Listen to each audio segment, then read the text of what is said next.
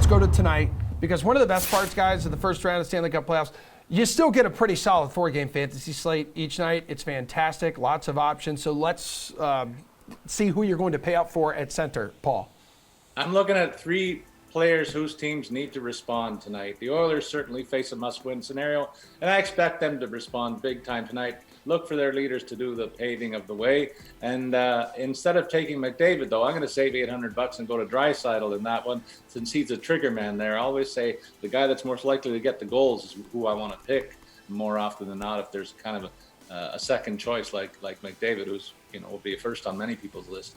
And then speaking of responses, I think the Bruins need to do much the same against Carolina. Look, Carolina's absolutely bombed Boston on the scoreboard all 4 times that they've played, but I will note that the Bruins outshot them in game 1 by a pretty sizable margin. And don't forget, Antti Ranta is still in net.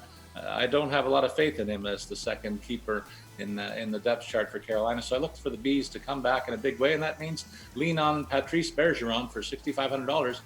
That's a cheap price for number 1 center on one of the best lines in hockey. And then speaking of another situation that's very similar, the Wild got shut out at home in their opener. That's not a good thing, and you know that they're a high-scoring team, so that we'll call it a one-off and look for their first line to rebound, and that means that Ryan Hartman is in play for me too. This guy's coming off a 34-goal season on their first line, and he only cost $5,400. A bit of an insult.